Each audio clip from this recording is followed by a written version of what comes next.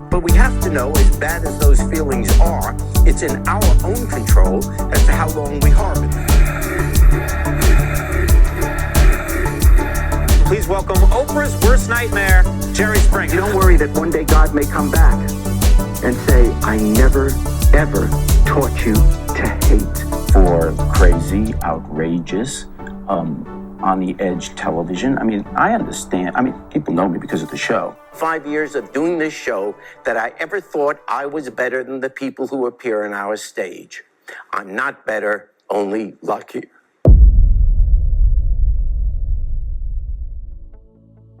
If you lived through the 90s, then you know the name Jerry Springer. There was a moment in time, the Jerry Springer Show was not only a television show, but a name that became a household name.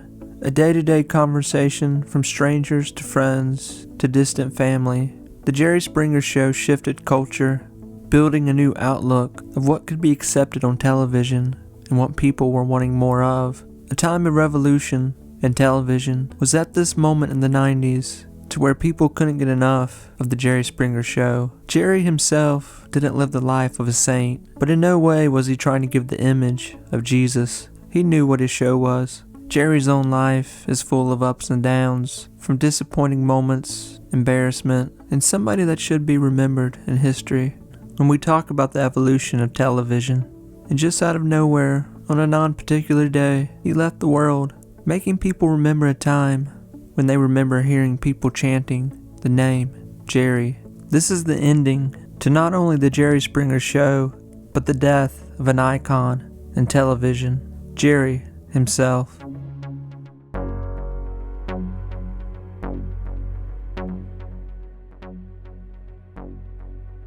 Jerry's later life looks different than when late-night television became acquainted with him in late 1991, where a show would appear named The Jerry Springer Show. It was a moment in time where television was changing. It was the very beginning stages. You could say the genesis of reality TV was starting to show itself. It changed the way late night television developed comedy, to where TV shows you used to only see at nighttime were now starting to appear at daytime because ratings were out of control. Jerry Springer became the king of trashy TV, capitalizing on a moment that he pushed as far as he could.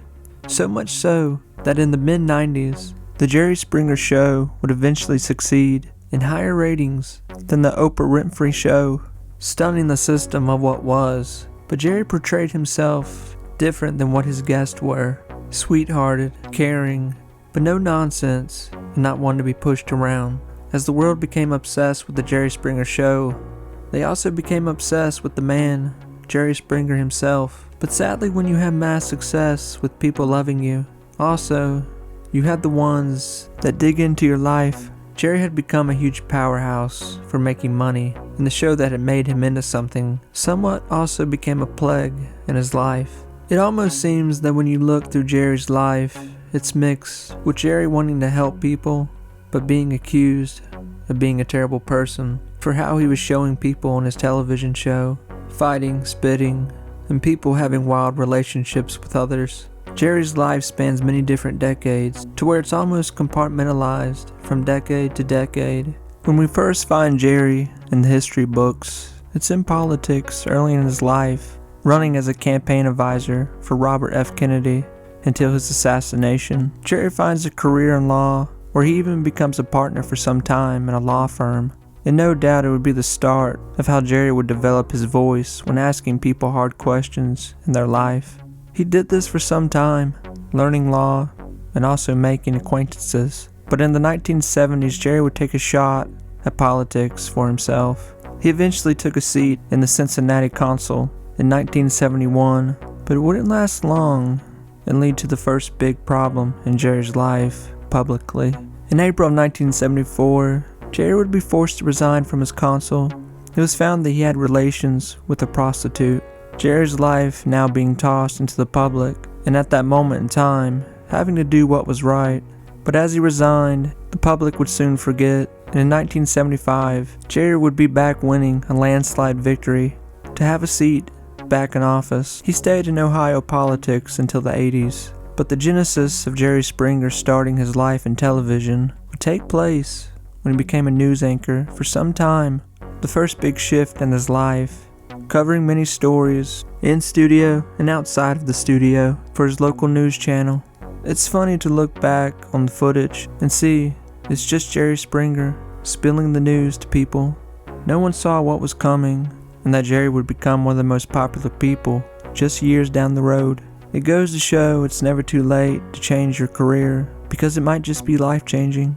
When the Jerry Springer Show first came on in 1991, it wasn't the show people know today. Jerry was staying more towards his roots with politics, interviewing politicians, generals, trying to get the dirt out of them.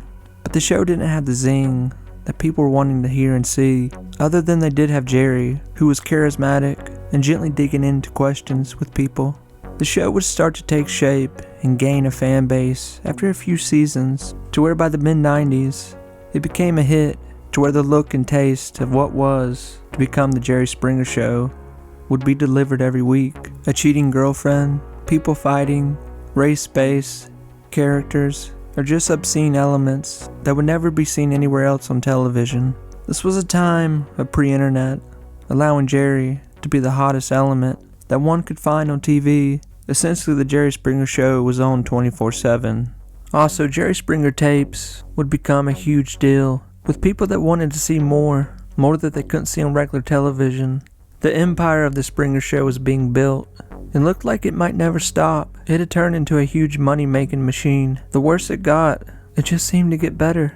To some, a story breaks out about the show, coming out that many of the people on the show, especially later guests, were simply just people, actors, that the show would pay to be flown out, to where they were given a story, practice it with each other, and act it out on the show in front of the crowd for the cameras to film. When the jig was found out about the public from the story, many that despised the show thought it would be the end of it, but that wasn't the case. People simply didn't care.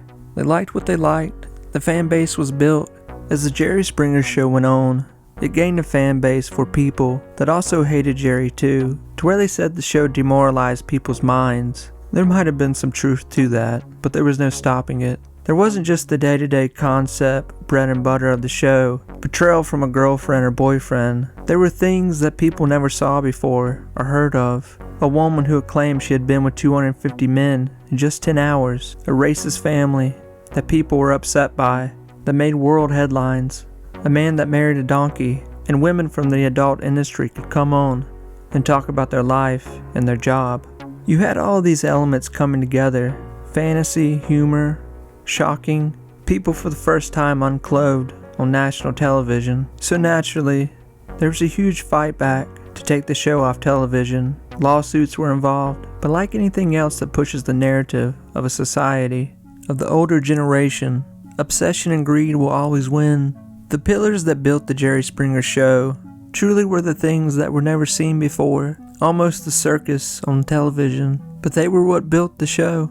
But in 2000 something would happen that was surely thought to hurt the show, and did lead to lawsuits. But on the other hand, publicly, it grew the show even more. That year, real people with real issues would appear on the show. 3 people would come out and tell their problems, the storyline of it, and what their issue was. A husband with his ex-wife and his new girlfriend. The new girlfriend accusing the ex-wife, Nancy Campbell, that she was stalking the new girlfriend. And naturally, they fought, they yelled, and people cheered. They did what they were supposed to. But after the show, just some time, Nancy Campbell is found in her house, beaten to death, and strangled. It's found out her husband, who was still having an affair with her behind his girlfriend's back, found himself in an argument with Nancy where he murdered her. As one could imagine, the Springer Show took huge criticism. The son in all of this decides to try to sue the Jerry Springer Show for almost $30 million, blaming the show for his mother's death.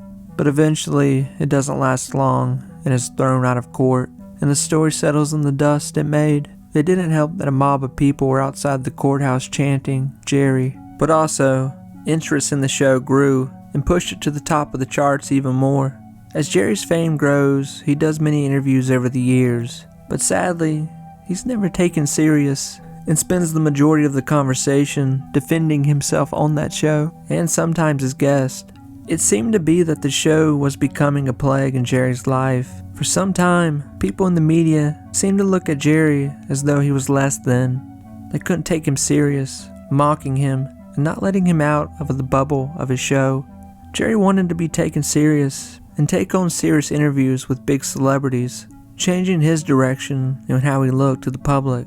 But he's never let into the zeitgeist of mainstream media at that time. The only saving grace that Jerry had was that his fans loved him and stood by him. That's not to say that Jerry didn't bump shoulders with people that ran entertainment and the world at that time. Jerry had friends in all the right places and hard not to notice when they were around him. He was a huge celebrity in the 90s and early 2000s. But with every new decade rolls in a new side of entertainment, making another new zeitgeist for that moment. The mid-2000s, the Jerry Springer Show had lost much of its appeal to the public. Entertainment was changing in how people watched TV. Video stores were long gone, becoming a thing of nostalgia. Streaming platforms were ruling over television. And with that, the Jerry Springer Show was just not fitting in. The show had made millions, and made spin-off shows, and had the same taste and feel that people liked, but they too eventually ended. All good things must come to an end. In 2018, with almost 5,000 episodes, more than 2 decades of being on air, the Jerry Springer Show came to an end.